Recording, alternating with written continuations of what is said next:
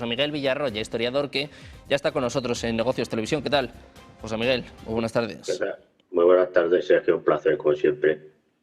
Encantados de volver a contar contigo en un día, bueno, pues con muchos asuntos geopolíticos, con la resaca de estas conversaciones en Omán la semana pasada y con Irán, que, bueno, parece que empieza a dar señales de que al menos se puede negociar. En las últimas horas se habla de que podría limitar o incluso podría diluir el enriquecimiento de uranio. Israel está presionando y quiere sobre todo atacar al programa de misiles. De hecho, está pensando atacar por su cuenta. José Miguel, ¿cómo ves estas conversaciones y sobre todo cómo de optimista eres de que se pueda alcanzar, de que se pueda llegar a alcanzar un acuerdo?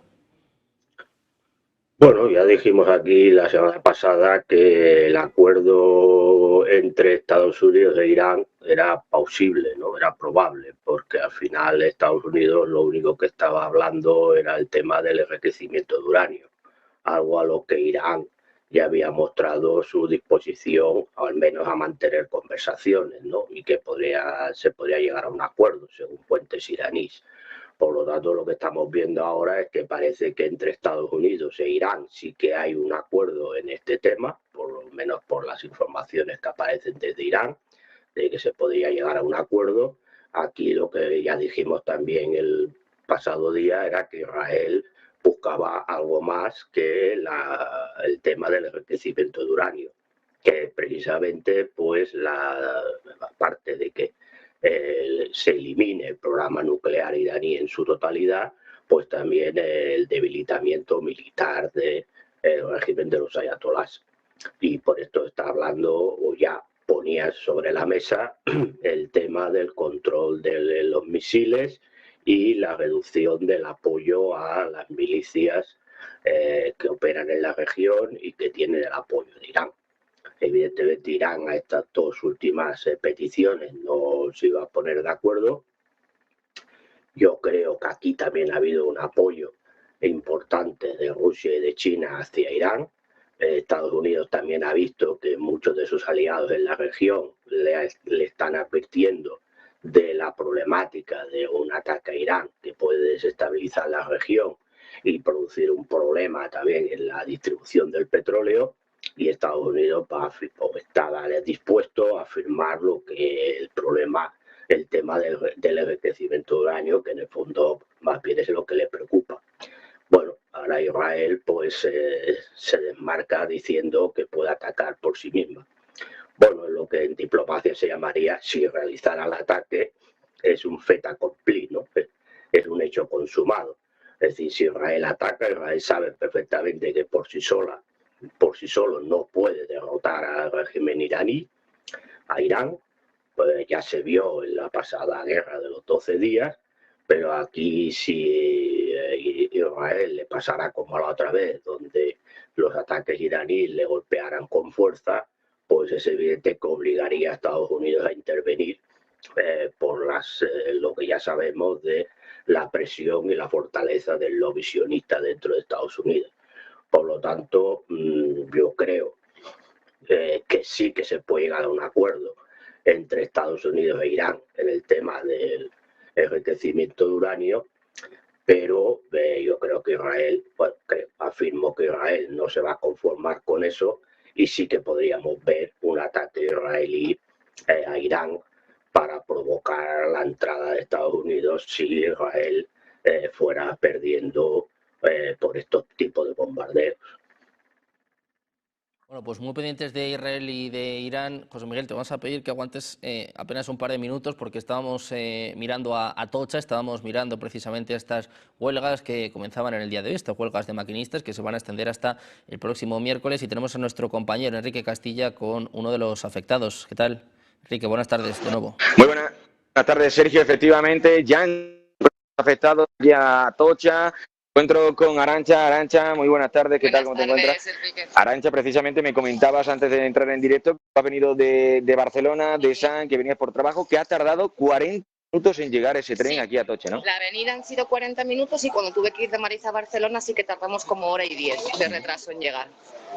¿Y cómo ha sido la sensación a la hora de montaros? ¿Qué os ha también, porque me habías comentado que tú venías en un Wigo, en la compañía Wigo, 230 trenes han visto en un principio, decían que podría ser más, afectado en el día de hoy. No sé cuál era la sensación cuando os habéis montado, si ha habido incertidumbre, cuál era la sensación de la gente. A ver, a la ida sí que se notó un poco de incertidumbre y de miedo incluso, porque el tren daba frenazos de repente, se paró en varias ocasiones y había un silencio así como extendido en el vagón.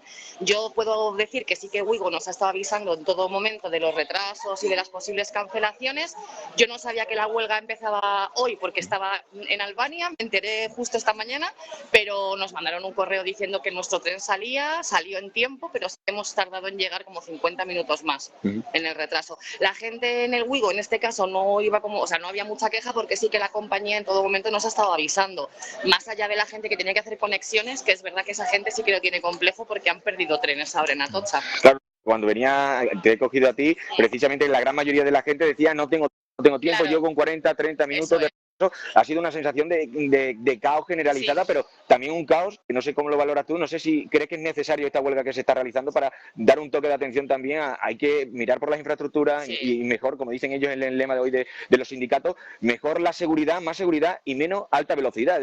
Yo estoy de acuerdo totalmente, sobre todo porque después de lo ocurrido en Adamuz, es verdad que el ambiente en el tren a la ida a Barcelona era bastante complicado, había mucha gente nerviosa, Wigo estuvo permanentemente con avisos a través de los megáfonos, pero yo estoy con los maquinistas. Cierto que habría que parar un poquito, revisar infraestructuras, porque además en España tenemos una red de trenes muy importante que no hay en otros países y creo que es momento de parar, revisar, arreglar y a lo mejor llegar una hora más tarde sabiendo que vas a llegar una hora más tarde, pero sabiendo que vas a llegar, que es algo que la gente ahora está un poco asustada por eso. Claro. Desde las compañías decían que no iba a haber tanto retraso, que no iban a verse afectados, me refiero, ahora tú has llegado también con 40 minutos, da fe de ello. Aparte de eso, también decían precisamente los sindicatos en el día de hoy, los maquinistas, que querían alargarlo incluso al miércoles, que querían llegar a un acuerdo hoy, pero que si no el miércoles. No sé si tú también les apoyas en eso, si no les hacen caso, seguir alargando una huelga, aunque se estén viendo afectados, por ejemplo, en el caso tuyo, lo que sea. Claro, lo que pasa es que al final, si preguntas a la gente, como tú bien decías, que qué prefieres, si llegar antes o llegar seguro, yo te diría que creo que todos preferimos llegar seguro.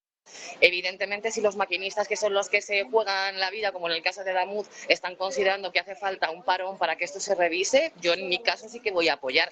Ahora, si avisan bien y con tiempo, uno puede hacerse los horarios y hacer el apaño. La otra cosa sería que no se avisara o que fuera una huelga de estas encubiertas, pero en este caso están siendo súper transparentes. Pues perfecto, nos quedamos con esas declaraciones. Mil gracias, Arantxa, por tu tiempo. Sergio, pues nada, devolvemos la allí a Negocio Televisión, como les digo, bastante calma tensa había minutos antes de que llegara estas personas del Wigo, de su tren de alta velocidad, donde nos están contando, como es el caso de Arantxa, no, pues ese retraso de 40 minutos llegar aquí a esta estación de Atocha. No, pues vamos a estar pendientes de lo que dicen los sindicatos, vamos a estar pendientes de lo que dicen los maquinistas y si se llega a un acuerdo con el Ministerio de Transporte, con el ministro, en este caso Óscar Puente, que de hoy se querían reunir, vamos a ver si se llega a un acuerdo y se pone una solución por el bien de todos.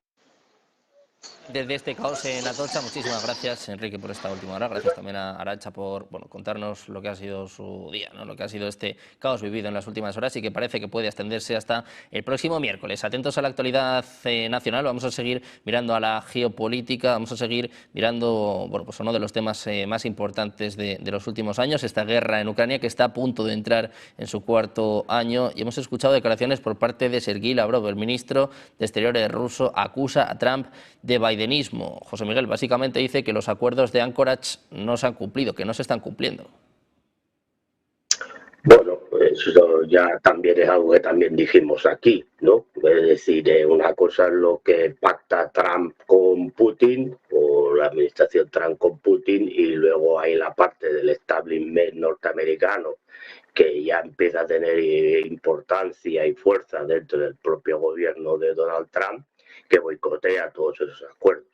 Nada nuevo bajo el sol, lo llevamos diciendo desde hace tiempo, los acuerdos de Anchorage no se han cumplido y todo lo que se está negociando ahora pues en Abu Dhabi pues tampoco sirve para mucho, ¿no? Es decir, se le sigue diciendo a Ucrania que resista porque se le va a apoyar, por lo tanto Ucrania se mantiene en sus posturas maximalistas, Rusia pues ve que las peticiones que ponen sobre la mesa y que se acuerdan en reuniones bilaterales con Estados Unidos no se terminan cumpliendo, por lo tanto seguimos como estábamos, estamos en la casilla de salida.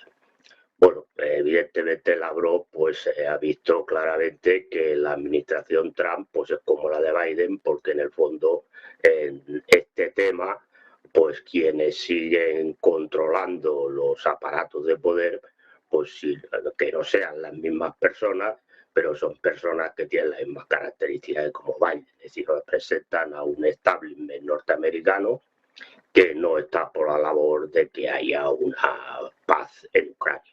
Y por lo tanto, repito, estamos donde estábamos y esto la única solución que tiene es en el campo militar.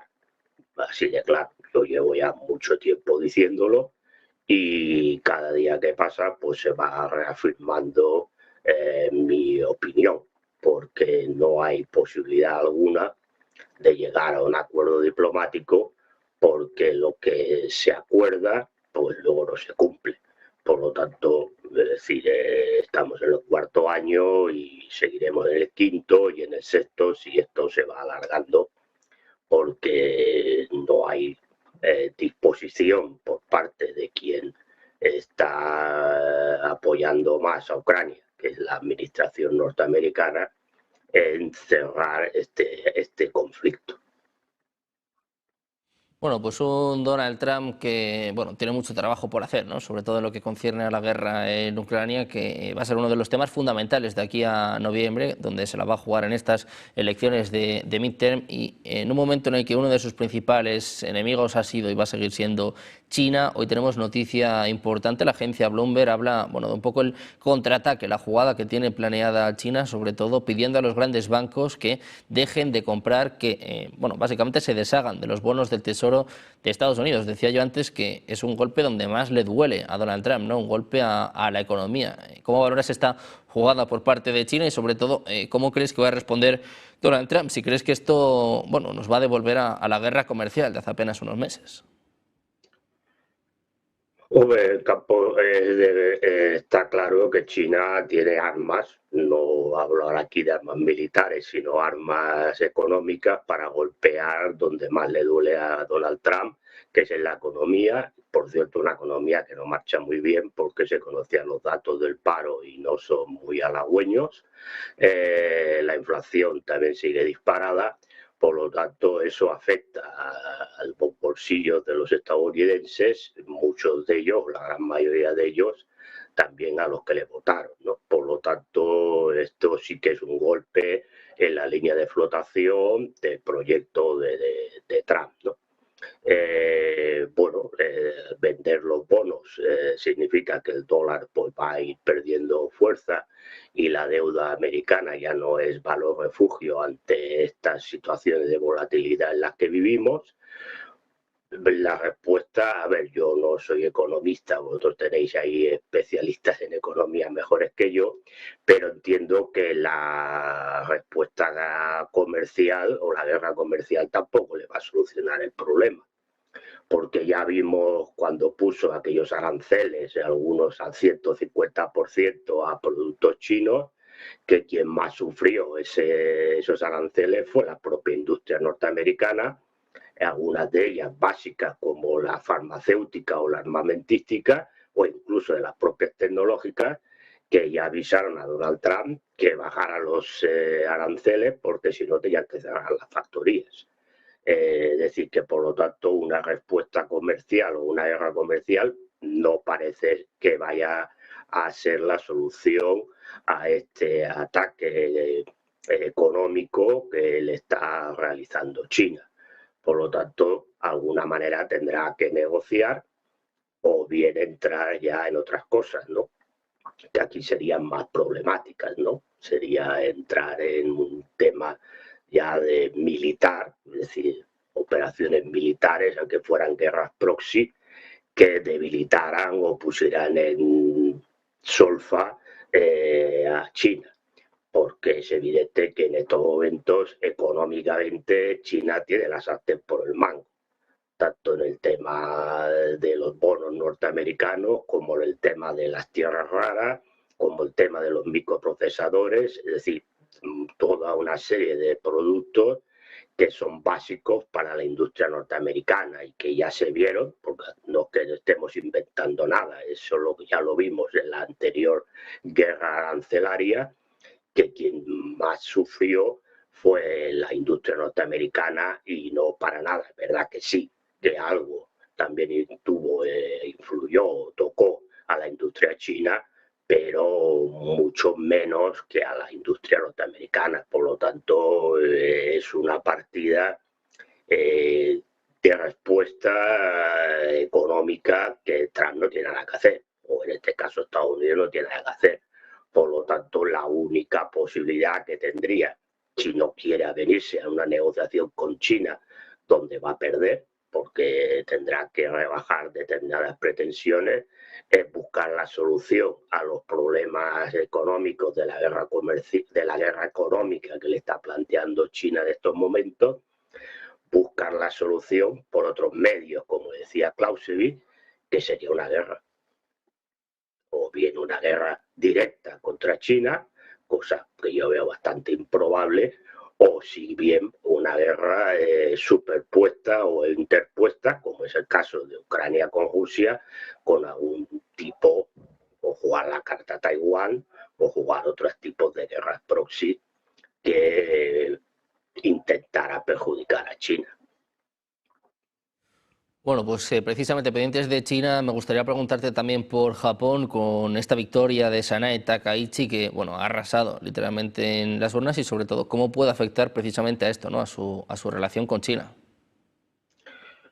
Bueno, esta señora ha tenido un discurso bastante ultranacionalista, ¿no? En la campaña, y aparte en declaraciones que ha hecho en tema de política exterior, es decir, de un acercamiento aún mucho mayor a Estados Unidos. Era la candidata que defendía o patrocinaba a Trump, bueno, no patrocinaba, sino que apoyaba a Donald Trump. Ha tenido un discurso de apoyo absoluto a Taiwán, e incluso ha dicho que si China realizara algún tipo de tema militar contra Taiwán, pues Japón le declararía la guerra. Bueno, estos son a veces discursos que a veces para consumo interno, pero sí que es cierto que en este momento pues ya Japón era un aliado de Estados Unidos, aunque es cierto que algunos de los dirigentes anteriores pues intentaban buscar algún tipo de independencia, especialmente en el tema comercial. Hay que decir que no le habían puesto sanciones a Rusia en determinados productos, etcétera, etcétera. Y parece ser, también habrá que ver, ¿no? Porque luego igual más allá de estos discursos y de este apoyo a Donald Trump, pues luego a veces también la gente mira lo importante para su país, pero claro, de entrada pues parece un refuerzo a esa idea que tiene no Donald Trump, sino Estados Unidos, de crear una especie de OTAN en el Pacífico, ¿no? Con Japón, Corea del Sur, Taiwán, Australia, Nueva Zelanda. Bueno, vamos a ver cómo se desarrolla, pero vaya, yo creo que China en este caso ya tenía por descontado que iba a contar con la animadversidad de Japón, ganara quien ganara. Pero bueno, también hay que decir que esta señora firmó acuerdos comerciales con China. Es decir, que a veces también, por eso digo que los discursos a veces hay que ponerlos en cuarentena, porque a lo mejor son discursos que interesan para ganar unas elecciones y que luego pues se mira el pragmatismo, ¿no? Entonces vamos a ir viendo cómo se desarrollan los temas.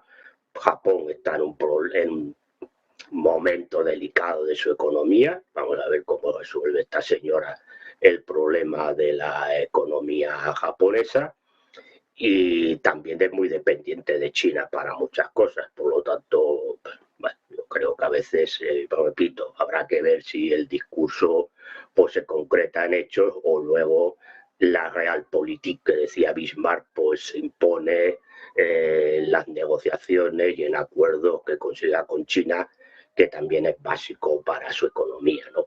Bueno, vamos a ir viendo, pero en estos momentos, repito, si todo se centra o todo se delimita en temas económicos, la batalla la tiene ganada China. es decir, por la dependencia en materias básicas para las industrias tanto japonesas como norteamericanas. Bueno, pues pendientes de China, también de esta victoria de Takaichi en Japón y sobre todo de cómo afecta, ¿no?, a las relaciones entre China y Estados Unidos, sobre todo con esta información que habla del plan que tienen para someter a Trump y sobre todo a la economía de Estados Unidos. José Miguel, muchísimas gracias por estar con nosotros un día más, una semana más. Un placer. Un placer, como siempre.